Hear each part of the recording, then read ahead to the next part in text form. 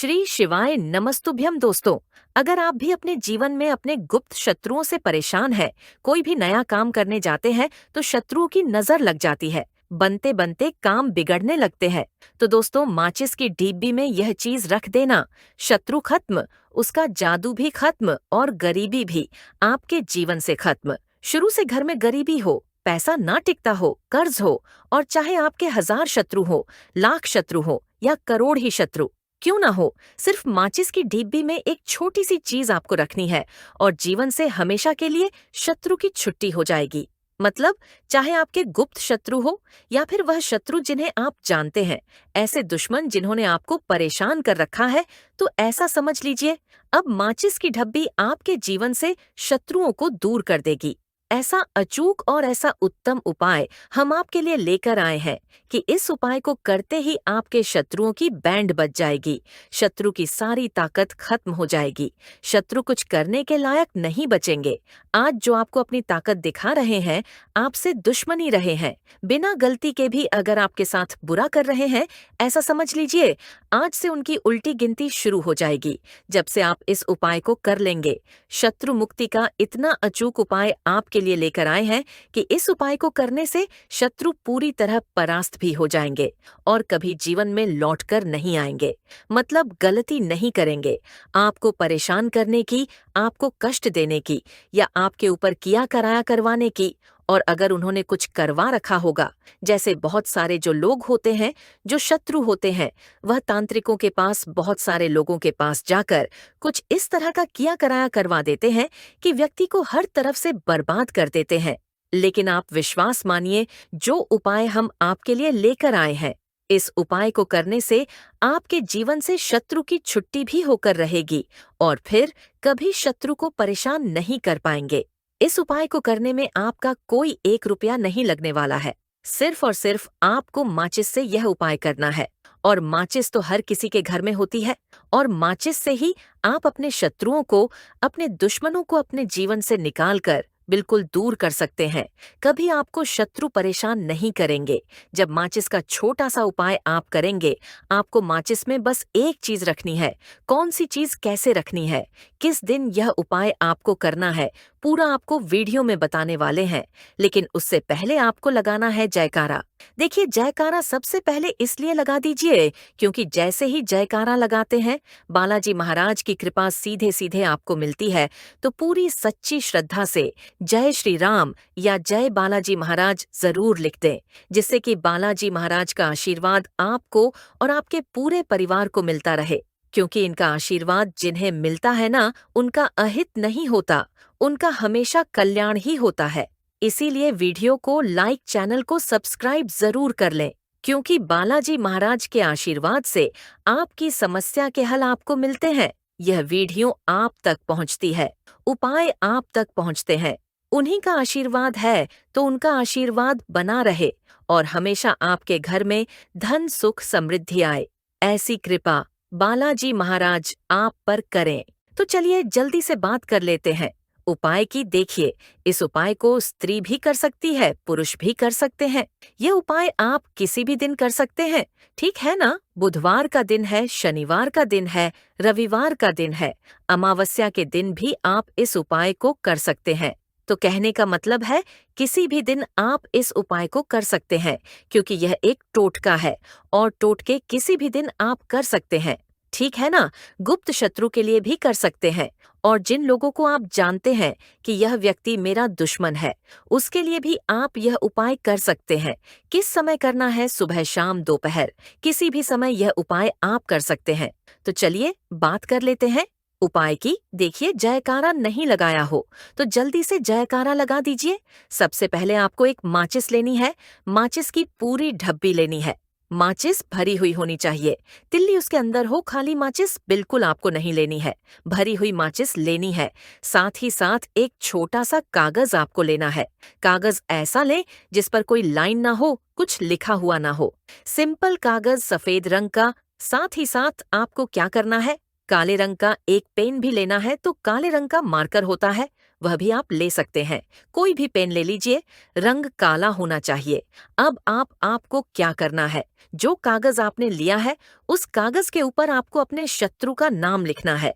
अगर उसका नाम पता है तो मान लीजिए, शत्रु का नाम पता ही नहीं है, या शत्रु बहुत हैं, या गुप्त शत्रु हैं जिनके बारे में आप जानते ही नहीं, क्योंकि देखिए, गुप्त शत्रु का कोई पता नहीं लगा सकता। बहुत सारे ऐसे लोग हैं जिन्हें पता होता है कि हाँ, गुप्त शत्रु हैं। हमारे यह पता लग जाता है। किसी तरीके से आधे से ज्यादा केस में गुप्त शत्रु के बारे में पता ही नहीं चलता है। इसलिए आप नाम ना लिखकर शत्रु या गुप्त शत्रु लिखेंगे। पर्ची पर तो आपको ज्यादा लाभ होगा।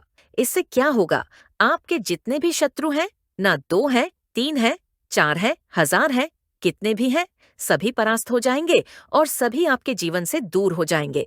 मतलब उनकी पूरी ताकत खत्म हो जाएगी, कुछ आपका नहीं बिगाड़ पाएंगे। तो कोशिश वह कितनी भी कर ले कि आपका नुकसान करना है, धन हानि करनी है, व्यापार खराब करना है, लेकिन सिर्फ कर कुछ नहीं पाएंगे। तो देखिए, पर्ची पर आपको नाम लिख लेना है, या फिर नाम ना लिखकर आप शत्रु लिखें तो ज्यादा उत्तम है।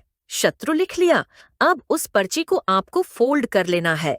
ठीक है, ना मोड़कर उसे बंद कर लेना है पर्ची को। अब जो माचिस है आपके पास, उस माचिस के अंदर इस पर्ची को, इस सफेद रंग के कागज को जिस पर आपने शत्रु लिखा है, उस पर्ची को आपको रख लेना है। रख लिया, अब इस माचिस को आपको बंद करके अपने पास रख लेना है। माचिस खोलकर ही उसके अंदर आपको पर्ची रखनी है, और फिर माचिस को 24 घंटे तक, कितने घंटे, 24 घंटे यानी 24 घंटे आपको उस माचिस को अपने पास रखना है। देखिए, जब 24 घंटे हो जाएंगे उसके बाद आपको क्या करना है। 24 घंटे में आप सोचे कि रात में आप सो रहे हैं, तो क्या माचिस को बाहर निकाल कर रखना है? नहीं, सोते समय भी उस माचिस की ढीपी को अपने पास रखना है। ठीक है ना? अपनी पॉकेट में आप रख सकते हैं, तकिया के पास रख सकते हैं, कहीं भी रखिए, रखना अपने पास।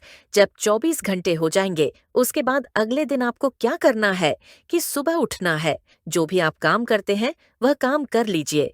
उसके बाद जब भी आपको समय मिले, उस समय आपको क्या करना है, कहीं एकांत स्थान पर जाना है। ठीक है ना? आप किसी ऐसे स्थान पर भी जा सकते हैं जहां पानी भरा होता है, इकट्ठा हो जाता है। ऐसे स्थान पर भी जा सकते हैं, या ऐसे स्थान पर चले जाइए जो बिल्कुल एकांत, जहां कोई आता जाता ना हो।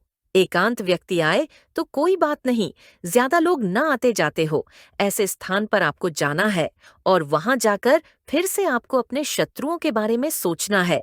ऐसा सोचना है कि मेरे जितने भी शत्रु हैं, अब वह परास्त हो रहे हैं, मेरे जीवन से दूर हो रहे हैं, और चाहकर भी अब वह मेरा कुछ नहीं बिगाड़ सकते।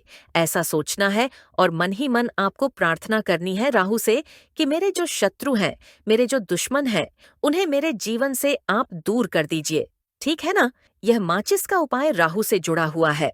अब आपको क्या करना है, उस पूरी माचिस की ढिब्बी को वहां एकांत में फेंक कर आ जाना है। तो माचिस की ढिब्बी को जब फेंके, पर्ची के साथ ही आपको फेंकना है। ऐसा नहीं है कि आप सोचे माचिस के अंदर से पर्ची निकालकर आपको उस डिब्बी को फेंकना है।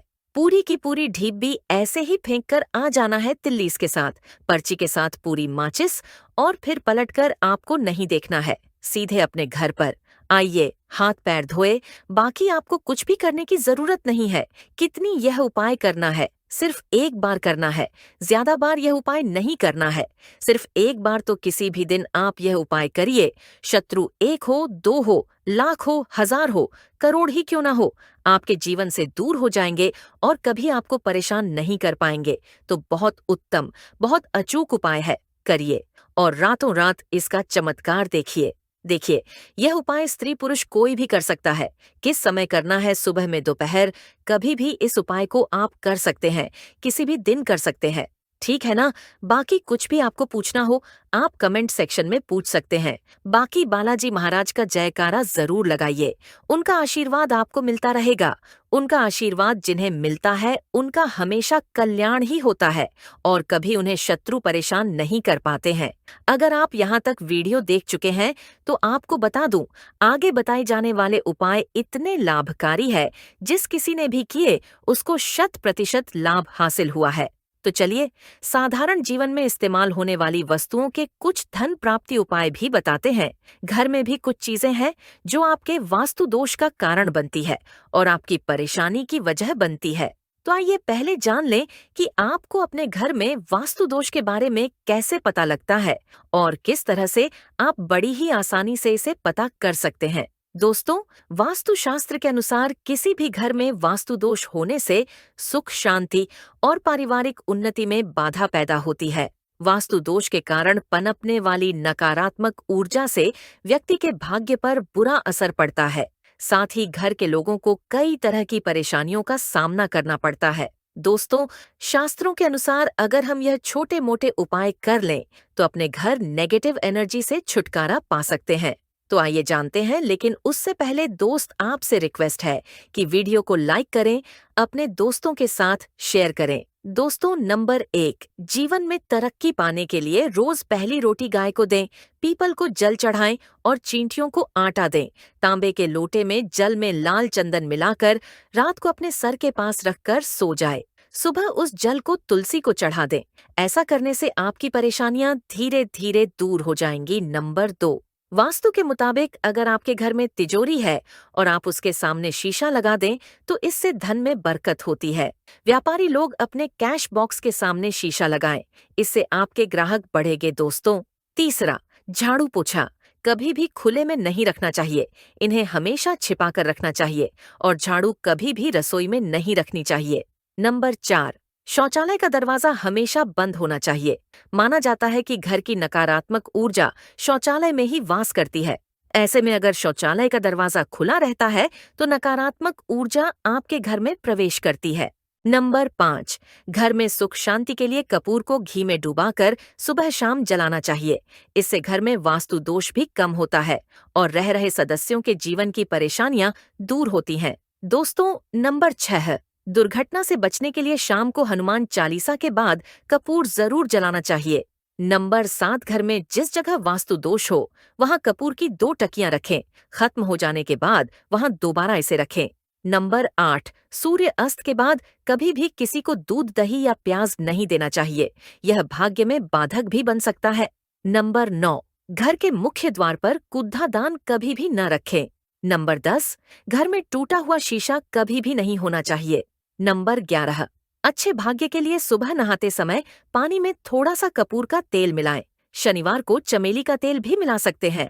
नंबर 12, लक्ष्मी की कृपा पाने के लिए रोज रात को रसोई अच्छी तरह से साफ करके चांदी की कटोरी में कपूर और लौंग जलाएं।